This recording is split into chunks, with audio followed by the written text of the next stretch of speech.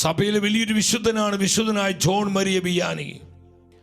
ഒരിക്കൽ വിശുദ്ധൻ പ്രസംഗിച്ചുകൊണ്ടിരിക്കുമ്പോൾ ആ പ്രസംഗത്തിൽ ശുദ്ധീകരണ ആത്മാക്കൾ നമ്മോട് പറയുന്ന വേദനയോടെ നിലവിളിയോടെ ഈ ലോകത്തിൽ ജീവിക്കുന്ന നമ്മോട് പറയുന്നൊരു മെസ്സേജ് അദ്ദേഹം പറഞ്ഞു.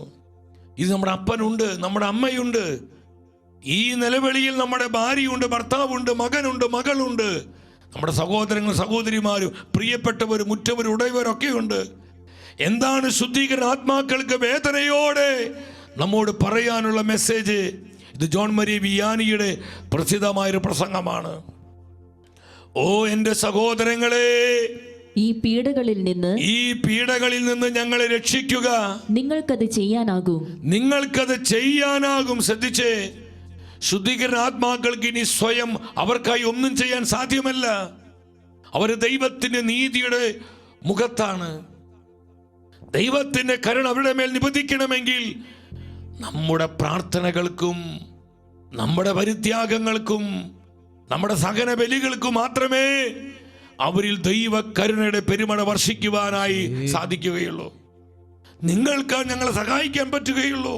അവർക്ക് ഇനി അനുദപിക്കാനോ മാനസാന്തരപ്പെടാനോ വചനം കേൾക്കാനോ അവിടെ ആത്മരക്ഷയ്ക്ക് വേണ്ടി പ്രാർത്ഥിക്കുവാനോ അവർക്കൊരിക്കലും സാധിക്കില്ല. സഹോദരങ്ങളെ, ശുദ്ധീകരണ സ്ഥലത്തായിരിക്കുന്നിടത്തോളം കാലം ശുദ്ധീകരണ ആത്മാക്കൾ പറയുകയാണ്, നിങ്ങളത് ചെയ്യുക, നിങ്ങൾക്കത് ചെയ്യാനാകും.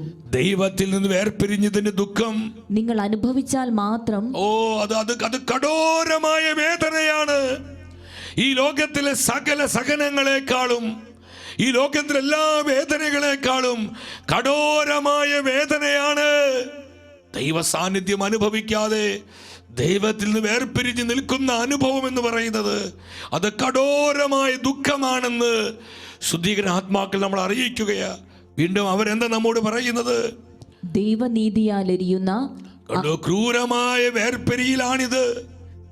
ദൈവനീതിയാൽ എരിയുന്ന അഗ്നിയിൽ കത്തുക എന്നത്. എൻ്റെ മക്കളെ, അപ്പന്മാരെ, അമ്മമാരെ, കരയുക. കണ്ടോ, കരയുക. ഇത്ര എളുപ്പത്തിൽ ഞങ്ങളെ മറക്കാൻ നിങ്ങൾക്കാകുമോ? നമ്മൾ അവർ മരണപ്പെട്ടു, ആദ്യത്തെ ഒരാഴ്ച, രണ്ടാഴ്ച, ഒരു മാസം നമുക്ക് കുറച്ച് വേദന, ദുഃഖം, നമ്മൾ പ്രാർത്ഥിക്കുന്നു. നമ്മളെപ്പോഴും ദുഃഖിച്ചും വേദനയിലും കഴിയാനല്ല, അതൊരിക്കലും നല്ലതല്ല. കാരണം നമ്മൾ പ്രത്യാശയുള്ളവരാണ്. ഇവിടെ എന്താണ് അർത്ഥമാക്കുന്നത്? നമ്മൾ അവരെ എന്നും സ്നേഹത്തോടെ ഓർക്കണം. നമ്മളെന്നും അവർക്ക് വേണ്ടി ആത്മാർത്ഥമായി പ്രാർത്ഥിക്കണം. അവർക്ക് വേണ്ടി ത്യാഗങ്ങൾ അനുഷ്ഠിക്കണം. അവരുടെ കടങ്ങളുടെ പൊറുതിക്കും അസംഖ്യമായ പാപങ്ങളുടെ മോചനത്തിനുമായി നമ്മൾ അവരെ പരിശുദ്ധ കുർബാനയിൽ ഓർക്കുകയും അവരെ സമർപ്പിക്കുകയും വേണം. അതാണ് പറയുന്നത്, ഞങ്ങളെ ഓർക്കുക, നിങ്ങൾ എല്ലാ ദിവസവും ഞങ്ങളെ ഓർക്കുക. തുടർന്ന് വായിച്ച്, ഇത്ര എളുപ്പത്തിൽ ഞങ്ങളെ മറക്കാൻ നിങ്ങൾക്കാകുമോ? നിങ്ങളെ വളരെ സ്നേഹിച്ച ഞങ്ങളെ അഗ്നിക്കിടയിൽ വിട്ടിട്ട് നിങ്ങൾക്ക് എങ്ങനെ സുഖമഞ്ചങ്ങളിൽ വിശ്രമിക്കാനാകും? ഈ സൗകര്യങ്ങളും സാധ്യതകളൊക്കെ പലപ്പോഴും ഇവരിലൂടെ നൽകപ്പെട്ടതാണ് നമുക്ക്. എന്നിട്ട് നമ്മൾ സുഖിക്കുന്നു, സന്തോഷിക്കുന്നു. പലപ്പോഴും അവരെ മറന്നു കളയുന്നു, അവരെ അവഗണിക്കുന്നു. ഇത് ശുദ്ധീകരണ ആത്മാക്കൾക്ക് സഹിക്കാൻ കഴിയാത്ത വേദനയാണെന്ന് വിശുദ്ധനായ ജോൺ മരിയ വിയാനി ശക്തമായ ഭാഷയിലാണ് ദൈവജനത്തെ പഠിപ്പിക്കുന്നത്. തുറന്ന എന്താണ് ശുദ്ധീകരണ ആത്മാക്കൾ പറയുന്നത്? രാവും പകലും ഞങ്ങളിവിടെ സഹിക്കുകയും വിലപിക്കുകയും ചെയ്യുമ്പോൾ, രാവും പകലും ഞങ്ങൾ ഈ അഗ്നിക്കിടക്കിയിൽ കിടന്ന് ശുദ്ധീകരണ സ്ഥലത്ത് സഹിക്കുകയും വിലപിക്കുകയും ചെയ്യുമ്പോൾ നിങ്ങൾ ആനന്ദിച്ചും സന്തോഷിച്ചും നടക്കാൻ ധൈര്യപ്പെടുന്നത് എങ്ങനെ? നിങ്ങൾ എങ്ങനെയാണ് നിങ്ങൾക്കിത് കഴിയുന്നത്? അത്രമാത്രം ഞങ്ങൾ നിങ്ങളെ സ്നേഹിച്ചവരല്ലേ, ഞങ്ങളെ കരുതിയവരല്ലേ. എന്നിട്ട് എന്തുകൊണ്ട് ഞങ്ങളെ മറന്നു കളയുന്നു? ഞങ്ങളെ വിസ്മരിച്ച് അവഗണിച്ച് നിങ്ങളിങ്ങനെ ആനന്ദിച്ചും ആർമാദിച്ചും നിങ്ങൾക്ക് എങ്ങനെയാണ് ഈ ലോകത്തിൽ ജീവിക്കാൻ കഴിയുന്നത്? ശുദ്ധീകരണ ആത്മാക്കൾ നമ്മോടാണിത് ചോദിക്കുന്നത്. ഇത് നമ്മോടുള്ള ചോദ്യമാണ് ശുദ്ധീകരണ ആത്മാക്കളുടേത്.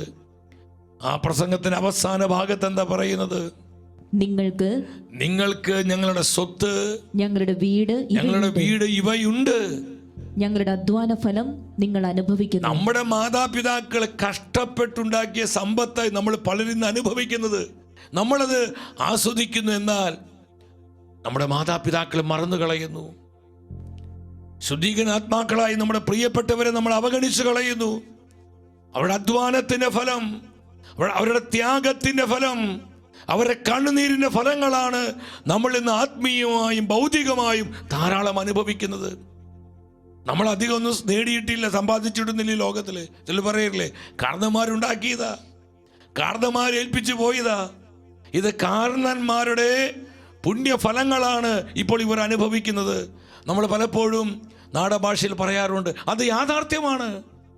നമ്മുടെ കാരണന്മാർ എത്രയോ കഷ്ടപ്പെട്ട് അധ്വാനിച്ച് കണ്ണുനീരൊഴുക്കി നേടിയ സമ്പാദ്യങ്ങൾ ഇന്ന് ആരനുഭവിക്കും? നമ്മൾ. എന്നിട്ട് നമ്മൾ അവരെ മറന്നു കളയുന്നു. അവർക്ക് വേണ്ടി എല്ലാ ദിവസവും ഒരു സ്വർഗസ്നായെങ്കിൽ, ഒരു നന്മ നിറഞ്ഞ മേരെങ്കിലും നമ്മൾ കുടുംബമായി ചൊല്ലുവാൻ പലപ്പോഴും മറന്നു പോകുന്നു. പലർക്ക് അതിനൊന്നും താല്പര്യമില്ല. എന്നാൽ അവർ കൈമാറി തന്ന സമ്പാദ്യങ്ങളൊക്കെ അനുഭവിച്ച് ജീവിക്കാൻ നമുക്ക് വലിയ ഇഷ്ടമാണ്. അവരെ ഓർത്ത് പ്രാർത്ഥിക്കുവാനോ, അവരെ സ്നേഹിക്കുവാനോ, അവർക്ക് വേണ്ടി ത്യാഗമനുഷ്ഠിക്കുവാനോ, അവർക്ക് വേണ്ടി പരിശുദ്ധ കുർബാന അർപ്പിച്ചുകൊണ്ട് അവരുടെ നിത്യ സൗഭാഗ്യ പ്രവേശനത്തിനായി നമ്മൾ ആത്മാർത്ഥതയോടെ പ്രവർത്തിക്കാനോ ഇന്ന് സമയമില്ല സഹോദരങ്ങളെ. പലർക്കും വിശ്വാസമില്ല, പലർക്കും അതിലൊന്നും താല്പര്യമില്ല. എത്ര അസഹ്യമായ വേദനയാണ് ശുദ്ധീകരണ സ്ഥലത്ത് കഴിയുന്ന നമ്മുടെ പ്രിയപ്പെട്ട ആത്മാക്കൾക്കുണ്ടാകുന്നത്. ഇതാണ് വിശുദ്ധനായ ജോൺ മരി വിയാനി പറയുന്നത്. അവർ വേദനയോടെ ചോദിക്കുക, നിങ്ങൾക്ക് എങ്ങനെ ഞങ്ങളെ മറക്കാൻ പറ്റി? ഞങ്ങൾ നേടിത്തന്ന ഈ സമ്പാദ്യങ്ങളൊക്കെ നിങ്ങൾ അനുഭവിക്കുന്നു, എന്നാൽ ഈ പീഡകളുടെ സ്ഥലത്ത് ഞങ്ങളെ നിങ്ങൾ ഉപേക്ഷിക്കുന്നുവോ? ഇത് മക്കളായി നമ്മോട് ചോദിക്കുന്നു, ജീവിത പങ്കാളിയോട് ചോദിക്കുന്നു, സഹോദരിമാരോട് ചോദിക്കുന്നു, നമ്മുടെ പ്രിയപ്പെട്ടവരെ ചോദിക്കുന്നേ, ഈ പീഡകളുടെ സ്ഥലത്ത് നിങ്ങൾ ഞങ്ങളെ മറന്നു കളയുകയാണോ? നിങ്ങൾക്ക് എങ്ങനെ ഞങ്ങളെ മറക്കാൻ പറ്റുന്നു? സഹോദരങ്ങളെ, ആ പ്രസംഗത്തിന്റെ അവസാന ഭാഗത്ത് എന്താണ് വിശുദ്ധൻ പറയുന്നത്? ഒരു ദാനധർമ്മം പോലും ഇല്ലാതെ ഞങ്ങളെ സഹായിക്കുന്ന ഒരു വിശുദ്ധ ബലിയില്ലാതെ. ശുദ്ധീകരണാത്മാക്കൾ വേദനയോടെ പറയാ, ഞങ്ങളെ സഹായിക്കുന്ന ഒരു വിശുദ്ധ ബലിയില്ലാതെ, പരിശുദ്ധ കുർബാന നിങ്ങൾ അർപ്പിക്കാതെ ഞങ്ങളുടെ കാരാഗ്രഹം തുറക്കാൻ നിങ്ങൾക്കാകും. പക്ഷേ നിങ്ങൾ ഞങ്ങളെ ഉപേക്ഷിക്കുന്നു. എത്ര ഭീകരമാണ് ഈ സഹനങ്ങൾ. നിത്യപിതാവേ, കൈക്കൊള്ളണമേ ഞങ്ങളണയ്ക്കും